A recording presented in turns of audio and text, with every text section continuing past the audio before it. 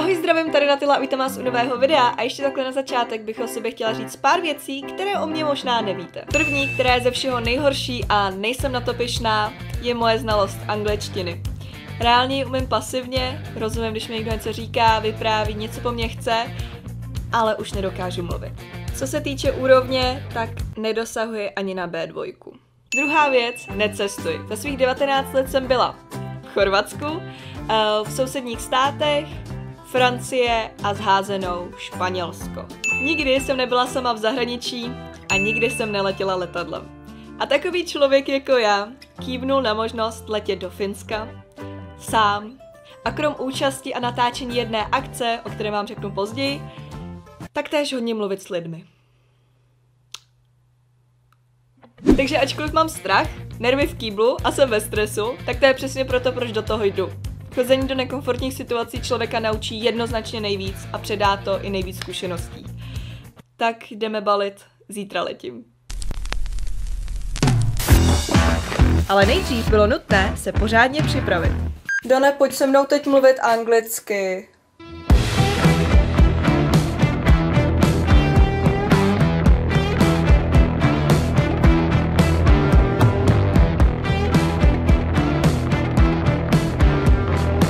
Do tohoto batohu mám v plánu zbalit si všechny věci a doufám, že to je velikost vhodná na příruční zavazadlo. Jo, tohle jsou všechny věci, které si beru, protože mi nedošlo, že víc toho nepotřebuju. Opatrnosti není nikdy dost. Dan mi tady ještě přivezl váhu, ať mám jistotu, že to není na to 8 kg, protože oni ty foťáky se nezdají, oni jsou docela těžký. My doma totiž nemáme, tak se na to mrkneme. Já nevidím to číslo. Tak to, no, dobrý. Kolik vážím já? Já vážím, lásko, nejvíc, co jsem kdy vážila. Budu dělat, že to jsou svaly. To jsou svaly. Jinak Dan právě teď streamuje, takže abychom se nepřekřikovali, tak se asi ozvu až zítra. Každopádně, kdyby někoho zajímalo, tak jsme začali společně s Danem streamovat na Twitch. Odkaz najdete dole v popisku a tam dejte i veškerý info. A mě ještě čeká dneska zbalit tenhle kufr, protože ten mi Dan v sobotu odváží na Geek Camp. Protože vlastně hned, co se v neděli vracím, tak jedu na tábor. Jo, jsem velký cestovatel. Dobré ráno, ten už mě právě odváží na letiště a jsem na to zvědavá. To bude třeba nejvíce rozklepaný, se k tomu můžete držet.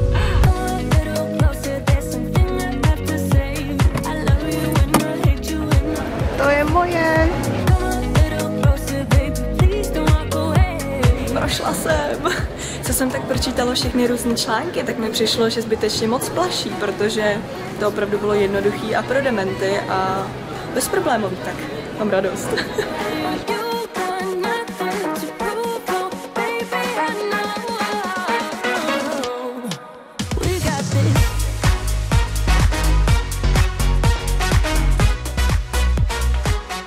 My jsme před chvílí dorazili na hotel, já už jsem tady na pokoji a upřímně, co se týče letu, tak jsem z něho měla větší obavy, než jaký ve výsledku byl. Na letišti v Helsinkách jsem se poté potkala s partou lidí, se kterými tady vlastně budu po celou dobu a teď vyrážíme, za 10 minut bych měla být dole a vyrážíme na Open Air Muzeum, jestli to chápu, já to musím najít.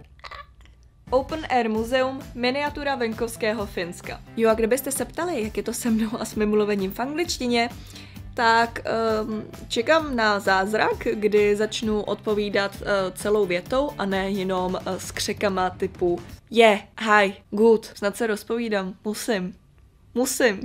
Od toho tu jsem, aby jsem se to naučila. Každopádně, aby tam na mě dole nečekali, vyrážím. Tady právě teď jsme. A tady poputujeme, myslím, někam sem. Jakmile přijdete tento most na ostrůvek, hned máte pocit, že jste se objevili ve venkovském Finsku starších časů. Klasicky jsme skončili na jídle na tomto nádherném místě. A tohle by měl být chleba s tofu a humusem. Ono, jak je to napsaný ve finštině, tak člověk ani pořádně neví, co jí. a poté tady kapučíno a dortík. Jak jsem vám mluvila o té partě, se kterou jsem se měla potkat na letišti, tak tohle je Frederica. This is Patrick, ok. A tady máme Hanku, so yeah. To je naše parta a prozkoumáváme Finsko.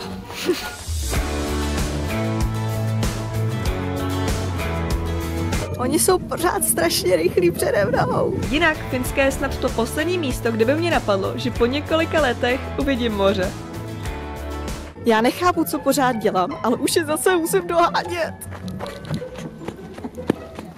Následně jsme šli prozkoumávat krásy Helsinek a večer jsme skončili v restauraci, která mi udělala ohromnou radost. Nejen výborným jídlem. Skončili jsme zase na jídle a já jsem úplně unešená tím, že tady je český menu ve Finsku. Vlastně téměř v každém jazyce. Tady má německy, norsky a italsky, myslím. Malé chybky ve skloňování jim odpustíme. What are you looking for? Sauerkraut. I don't know what does it mean. What is sauerkraut in English? So this is mashed potato. Kaše. Kasha. Because at first I thought it was like käse. I thought it was like cheese. I was like potato and cheese. Varene? Vařené. Varene? Varene? This is so cute.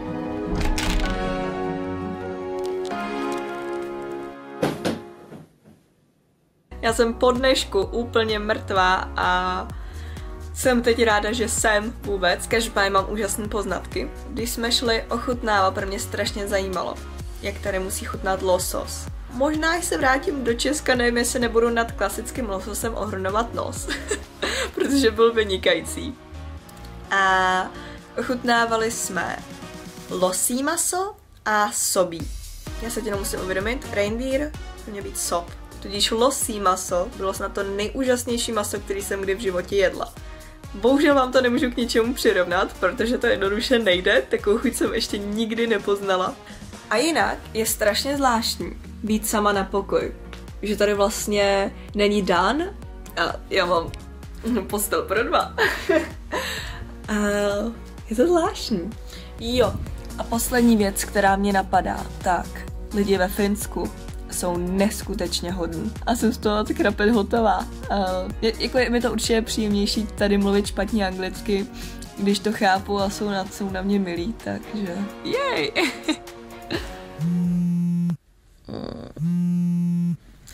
Druhý den ve Finsku a bych řekla, že na čase říct, co tady vlastně dělám. Mám sice stativ, ale zapomněla jsem důležitou věc a to na takovou, díky čemu ten foťák tomu stativu přidržíte, tak klasicky jsme si pomohli izolepou. Neptejte se mě, proč mám zrovna izolepu v batohu a nemám to na tu násadu, ale drží to a je to fajn. Aby nebyly takhle kecací záběry jenom z interiéru, tak jsem vás tady vzala k jezeru. How was the name of the lake? Tuzula. Vítejte ve Finsku a u vody. Vítr. A proč tady jsem? Tak za chvíli se mám vidět s lidmi, kteří cestují díky Discover EU. Jednoduše, abych vysvětlila, co je to Discover EU, or Discover EU, tak díky této iniciativě můžete cestovat po Evropě. Zdarma. Což myslím si, že si nikdo nebudeme stěžovat. Cestuje se hlavně vlakem a každý rok se konají 2 kola soutěže, do kterých se můžete přihlásit a pořadatelé následně vyberou několik výherců. Proč o tom tady vlastně mluvím, tak další kolo soutěže proběhne už teď v listopadu 2019. Takže pokud byste chtěli udělat něco spontánního, jako například já, která pořád nechápe, co tady ve Finsku dělám, určitě se zapojte. K tomu, abyste se přihlásili do soutěže, nepotřebujete udělat skoro vůbec nic. Dám odkaz do popisku, kde bude veškeré info a mrkněte na to. A ať tam mě klasicky nečekají a ať nikam nechodím pozdě, tak radši vyrážím. Ale tady jsem trochu přeskočila v čase, protože nejprve jsme se z hotelu museli dostat na nádraží a poté vlakem dojet blíže k jí zmíněnému jezeru Tusula.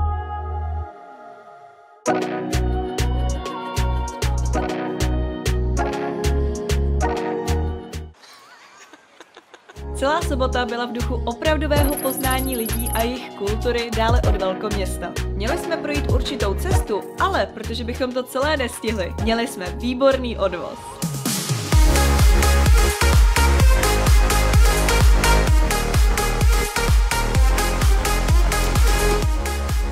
byla já, kdybych to nerozlila. Rovnou dvakrát.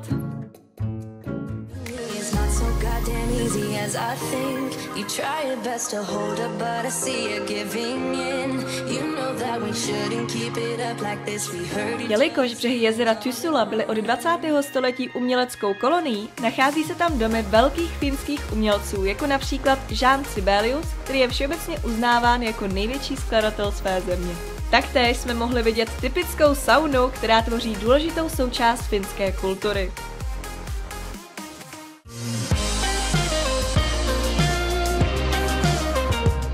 Klasicky natáčím pokoj na poslední chvíli před odjezdem. Tohle byla moje nádherná postel, ve které se úžasně spalo. Tamhle nádherný výhled.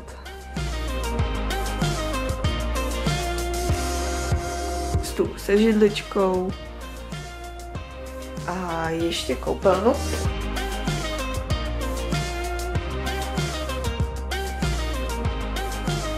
Můžu vám říct, že je skvělý, jak jsou Helsinky takhle brzy ráno úplně prázdní. Tady není ani noha. Krom toho Racka, jedno jestli to jsou Helsinky nebo něco jiného, takový bordel je na Hlaváku všude. Ok, ale tohle začíná být fakt nechutný.